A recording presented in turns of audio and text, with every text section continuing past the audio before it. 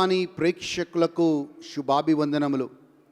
క్రీస్తే పునాదిగా అనే కార్యక్రమానికి మిమ్మల్ని అందరినీ కూడా ఆహ్వానిస్తున్నాం. ఈరోజు మనమందరము కూడా ఒక చక్కని వాక్యం వినబోతున్నాం. దానికంటే ముందు మన దేవాతి దేవుని ఆరాధిద్దాం. స్తుతుల మీద సింహాసనమై ఆసీనుడైన దేవుణ్ణి మనము నోరు తెరచి పాటని పాడుతున్నప్పుడు మీరు కూడా పాడాల్సిందిగా కోరుతున్నాను.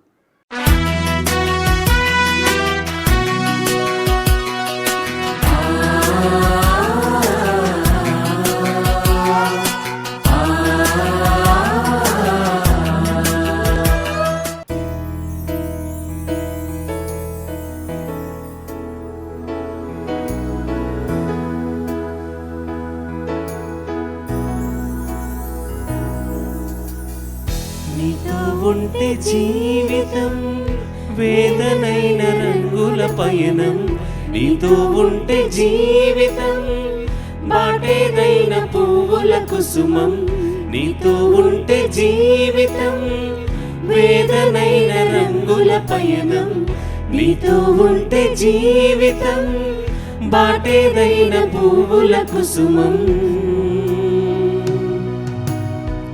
నువ్వే నా ప్రాణాధారము, ఓ నువ్వే నా జీవాధారము, నువ్వే నా ప్రాణాధారము, ఓ నువ్వే నా జీవాధారము.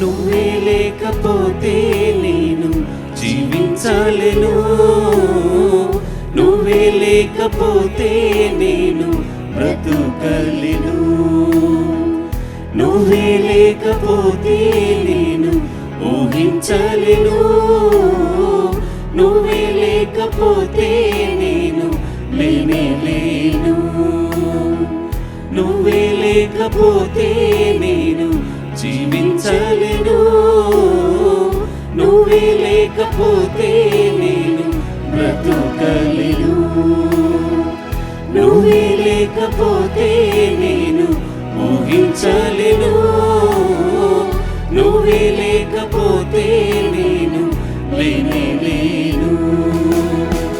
నిన్ను విడిచిన క్షణమే ఒక యుగమై గడిచిన నా జీవితము, చెదరిన నా బ్రతుకే నిన్ను వెతికే నీ తోడు కోసం.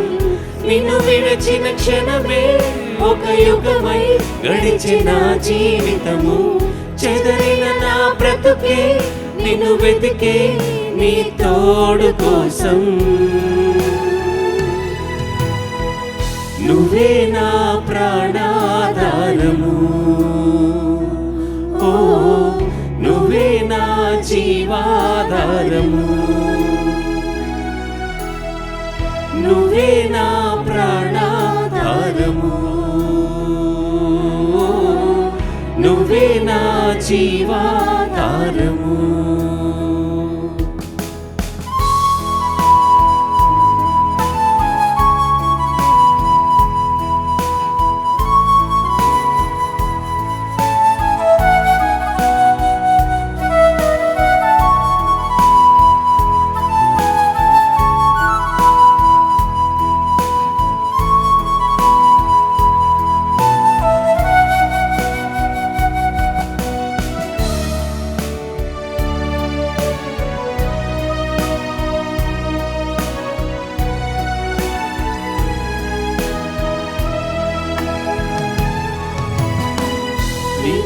నేను జీవిస్తానే కలకాలము, నిన్నే నేను ప్రేమిస్తానే చిరకాలము.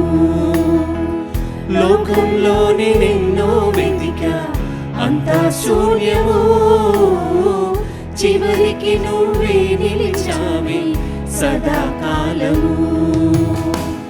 నీతో నేను జీవిస్తాలే కలకాలము, నిన్నే నేను ప్రేమిస్తాలే చిరకాలము. లోకంలోనే నిన్నో వెతికా అంతా శూన్యము, చివరికి నువ్వే నిలిచావే సదాకాలము. నిన్ను విడువను దేవా నా ప్రభువా నా ప్రాణనాథా, నీ చేతితో మలచి నన్ను విరచి సరిచేయునాదా. నిన్ను విడువను దేవా నా ప్రభువా నా ప్రాణనాథా, నీ చేతితో మలచి నన్ను విరచి సరిచేయునాదా. నువ్వే నా ప్రాణాధారము, నువ్వే నా జీవాధారము, నువ్వే నా ప్రాణాధారము, నువ్వే నా జీవాధారము, నువ్వే నా ప్రాణాధారము, నువ్వే నా జీవాధారము.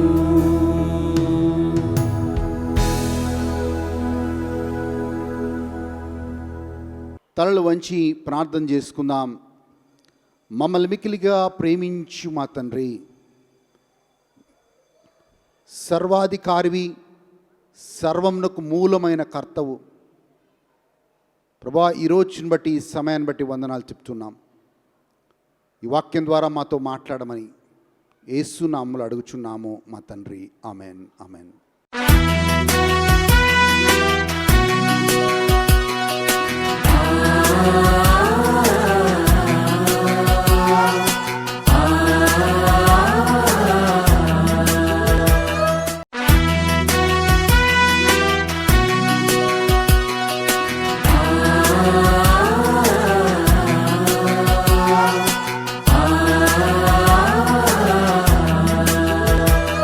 మనం ఈరోజు పిల్లల విషయంలో ఆ పిల్లల గురించి కొన్ని మాటలు మనం ధ్యానిద్దాం. అనేక మార్లు మన పిల్లలు ఇంజనీర్లని, డాక్టర్లని, అమెరికాలో, ఆస్ట్రేలియాలో, వేరు వేరు దేశాల్లో స్థిరపడ్డారని మనం గర్వంగా చెప్పుకుంటాం, గర్వంగా చెప్పుకోవాలి కూడా. కానీ అదే పిల్లలకి మనము యేసు ప్రభువుని ఇస్తున్నామా అన్నది ఒక ప్రశ్న. ఎందుకు అంటే ఈరోజు డబ్బు ఉంది, ఆస్తిపాస్తులు ఉన్నాయి, అన్నీ ఉన్నాయి, కానీ కుటుంబాల్లో ప్రేమ చల్లారినట్లుగా మనం చూస్తున్నాం. ప్రేమ చల్లారడం అంటే ప్రేమ లేకుండా జీవించటం, అన్నీ కూడా వస్తువులతో, ఆస్తిపాస్తులతోనే మాత్రమే ముడిపెట్టి జీవించటం. మనం చేస్తున్న ఒక తప్పు తల్లిదండ్రులుగా ఏంటంటే, చిన్నప్పటి నుంచి వాళ్ళని ఒక విశ్వాసంలో పెంచి వాళ్ళని ప్రభు అయిన యేసుక్రీస్తుకి పరిచయం చేస్తే వాళ్ళు అన్ని విషయాల్లో వాళ్ళు వర్ధిల్లేవారిగా ఉంటారు. బైబిల్లో ఒక స్త్రీని మనం చూస్తాం. ఈమె పేరు యోకేబేదు. ఈమె మోషే యొక్క తల్లి. ఈ తల్లి చూడండి ఎంత సాహసం చేస్తుంది అంటే, ఆ మోషే పుట్టినప్పుడు ఆ యొక్క దేశంలో ఒక శాసనం ఉంటుంది, రాజు శాసనం.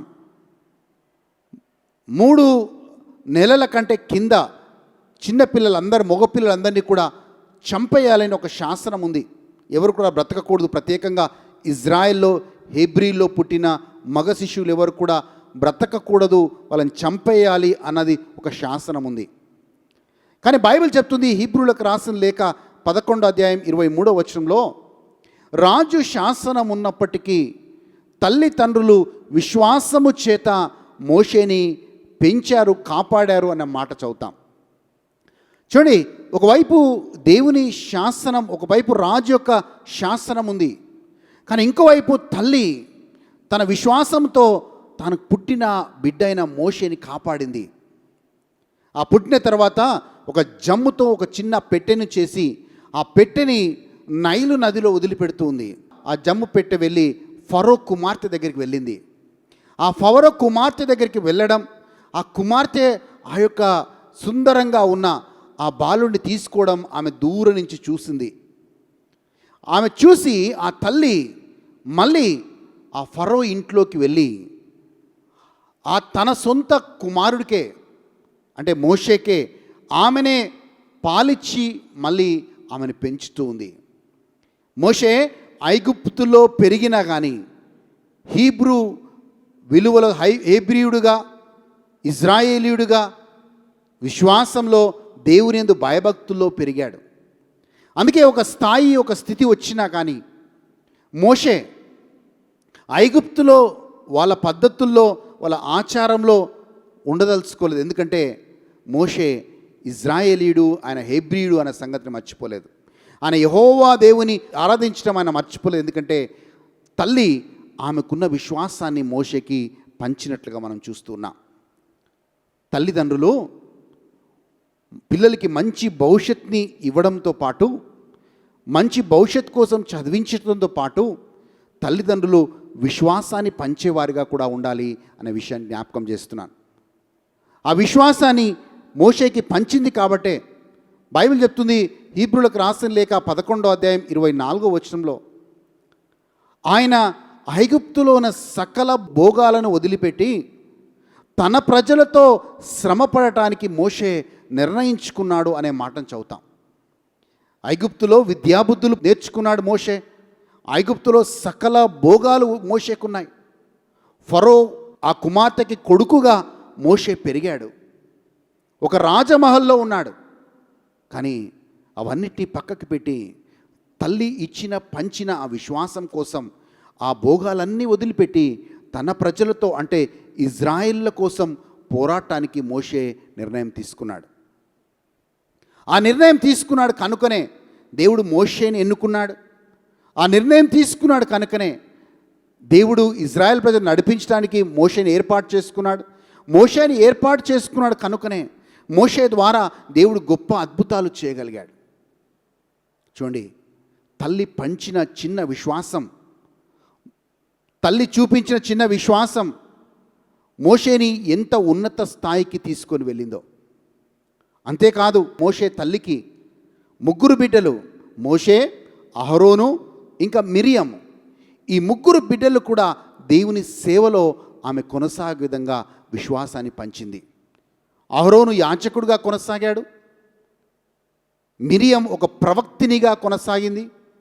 అంటే ఆమె కడుపులో పుట్టిన 3 బిడ్డలకి ఆమె పంచిన విశ్వాసం వాళ్ళ 3 దేవుని సేవలో కొనసాగే విధంగా చేసింది. ఈరోజు తల్లిదండ్రులుగా మనం విశ్వాసం పంచడం చాలా ప్రాముఖ్యమైంది అనే మాటను జ్ఞాపకం చేస్తున్నాను. ఈ సందర్భం కనుక నేను చెప్తున్నాను. ఈరోజు నేను నిలబడి వాక్యము చెప్పడానికి కారణం ఖచ్చితంగా మా నాన్న అనే మాటను చెప్తాను. 1999వ సంవత్సరంలో మా నాన్న మొట్టమొదటిసారి ముత్తంగిలో ఒక వడకంలో పాల్గొని, ఆ వడకంలో పాల్గొంటూ ఉన్నప్పుడు నేను మా నాన్నను కలవడానికి వెళ్ళాను. వెళ్ళినప్పుడు ఆ రోజు మా నాన్న హేళన చేశాను. ఎందుకు ఈ ప్రాంతానికి వచ్చావు అని హేళనగా మాట్లాడాను. కానీ మా నాన్న ఆ రోజు నుంచి ముత్తంగికి నన్ను నడిపించాడు. ముత్తంగికి వెళ్ళాలి అని నన్ను ప్రోత్సహించాడు. అక్కడ నేను దేవుని వాక్యాన్ని తెలుసుకున్నాను, దేవుడి గురించి తెలుసుకున్నాను. అక్కడే నేను ఆత్మీయంగా ఎదుగుతూ నేను ఒక నిర్ణయం తీసుకున్నాను. ఎలాగైనా దేవుని సేవ చేయాలి, వాక్యాన్ని బోధించాలి అని ఒక నిర్ణయం తీసుకున్నాను. ఆ నిర్ణయాన్ని బట్టే ఈరోజు దేవుడు ఈ స్థాయిలో నన్ను ఉంచాడు. ఈరోజు మీ ముందు వాక్యాన్ని పంచుకోవడానికి దేవుడు కృపనిచ్చాడు. మా నాన్న పంచిన విశ్వాసమే నన్ను ఈ స్థాయిలో నిలబెట్టింది అనే మాటని జ్ఞాపకం చేస్తున్నాను. సమూయేలు ప్రవక్తని మనం చూస్తాం. ఈ సమూయేలు ప్రవక్త గొప్ప ప్రవక్తగా ఉన్నాడు. సౌలు రాజు కాలంలో ఉన్నాడు. దావీదు రాజు కాలంలో కూడా ఈ సమూయేలు ప్రవక్తని మనం చూస్తాం. మన సమూయేలుని ప్రవక్తగా చేయగలిగింది ఏంటి అంటే, ఆయన గర్భము దాల్చక ముందే, హన్నా గర్భంలో రాకంటే ముందే హన్నా ప్రార్థన చేస్తుంది, అయ్యా ఒకవేళ నాకు ఒక మగబిడ్డ నువ్వు ఇస్తే నీ సేవకి నేను అంకితం చేస్తాను అని ఒక నిర్ణయం తీసుకుంటుంది. ఆ నిర్ణయం ప్రకారంగానే ఎప్పుడైతే సమూయేలు పుడతాడో చిన్న ప్రాయం నుంచే ఆయనని దేవుని సేవకి ఆయన అప్పచెప్తూ ఉంది. తల్లి ఆయనకు పంచిన విశ్వాసం, తల్లి ఆయనకు చూపించిన మార్గం సమూయేలుని గొప్ప ప్రవక్తగా మార్చింది అనే మాటని జ్ఞాపకం చేస్తూ ఉన్నాను. ఈరోజు తల్లిగా, తండ్రిగా మనము అన్నీ మన పిల్లలకి ఇస్తూ ఉన్నాం, కానీ విశ్వాసాన్ని పంచడం చాలా ప్రాముఖ్యమైంది అనే మాటని మీకు జ్ఞాపకం చేస్తున్నాను. అన్నీ ఇవ్వచ్చు, కానీ యేసు ప్రభుని ఇవ్వగలగాలి, విశ్వాసాన్ని మనం పంచగలగాలి.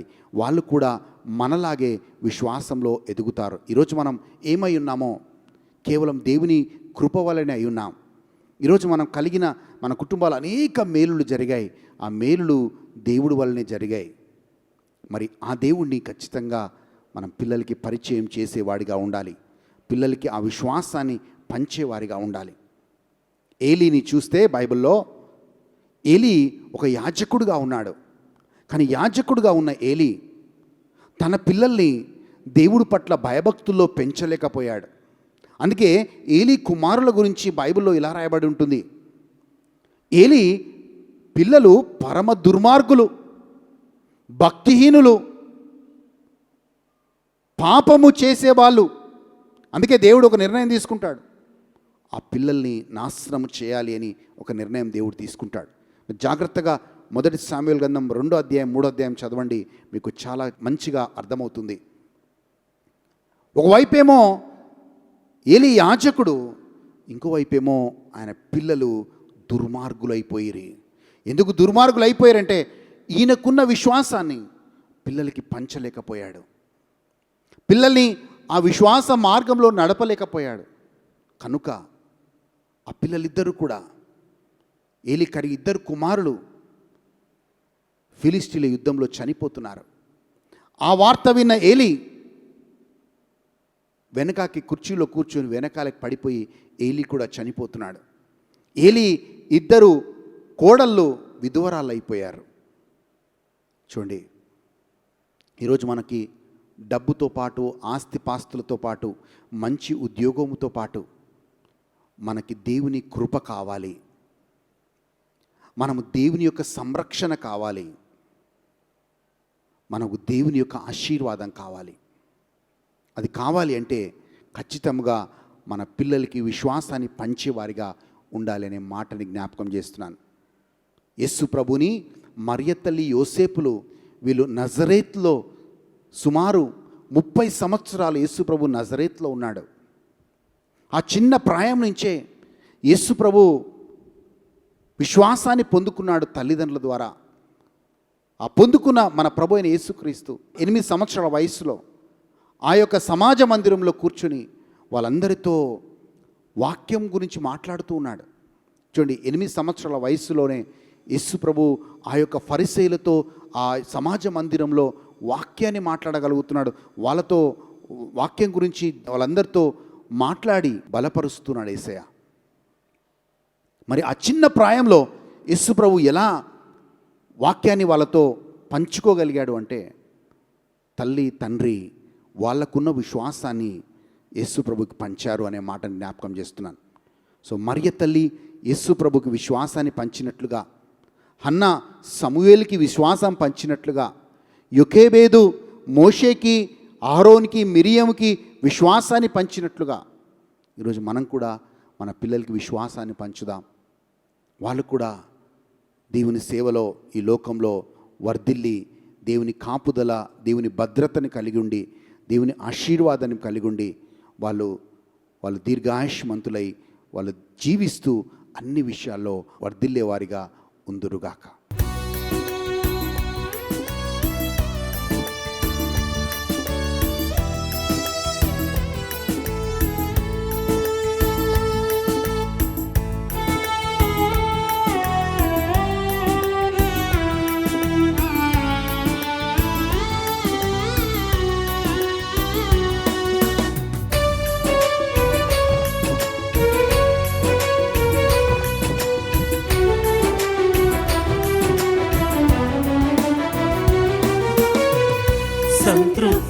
లేని నా జీవితములో సమృద్ధినిచ్చి ఘనపరచినావు.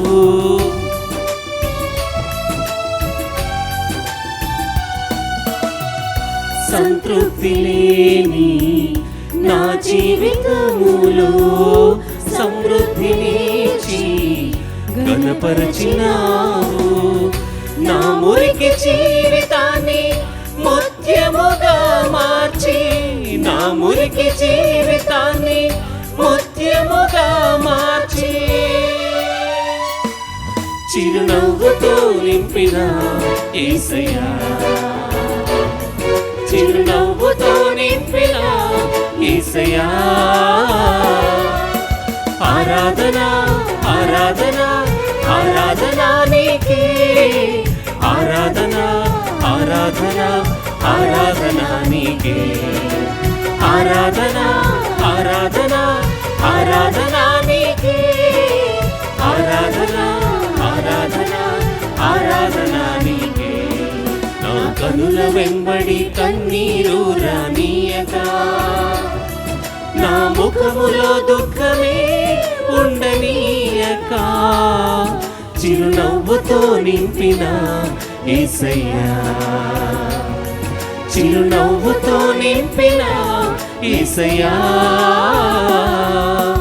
ఆరాధన ఆరాధన ఆరాధన నీకే, ఆరాధన ఆరాధన ఆరాధన నీకే, ఆరాధన ఆరాధన ఆరాధన నీకే, ఆరాధన ఆరాధన ఆరాధన నీకే, ఆరాధన ఆరాధన ఆరాధన నీకే, ఆరాధన ఆరాధన ఆరాధన నీకే. ఈ పాటని ప్రార్థనగా మార్చుకొని మన పిల్లల కోసం ప్రార్థన చేద్దాం. ఎక్కడున్నా ప్రభువా, నా పిల్లలు దూర ప్రాంతంలో ఉన్నా, ఎక్కడున్నా నా పిల్లల్ని దీవించు ప్రభువా, వాళ్ళ భవిష్యత్తును దీవించు, వాళ్ళు చేసే ఉద్యోగాలను దీవించు అని ప్రార్థన చేద్దాం. మమ్మల్ని మిక్కిలిగా ప్రేమించు మా తండ్రి ప్రభువా, ఈరోజు మా పిల్లల కోసం ప్రార్థిస్తూ ఉన్నాం. వాళ్ళు ఎక్కడున్నప్పటికీ, ఏం చేస్తున్నప్పటికీ ప్రభువా వాళ్ళని దీవించండి, వాళ్ళ భవిష్యత్తును దీవించండి, వాళ్ళు చేస్తున్న ఉద్యోగాలను దీవించండి, వాళ్ళు చేస్తున్న వ్యాపారాలను దీవించండి ప్రభువా. వాళ్ళు ఏదైనా వ్యసనాల్లో ఉంటే ఆ వ్యసనాల్లో నుంచి బయటికి తీసుకొని రండి ప్రభువా. అట్టి కృపను దయచేయమని నజరేయుడైన యేసుక్రీస్తు నామములో అడిగి వేడుకుంటున్నాము తండ్రి. Amen amen. మళ్ళీ వచ్చే వారం ఇదే సమయానికి క్రీస్తే పునాదిగా అనే కార్యక్రమం ద్వారా మళ్ళీ కలుద్దాం. దేవుడు మిమ్మల్ని, మీ కుటుంబాలని అధికంగా దీవించునుగాక. God bless you.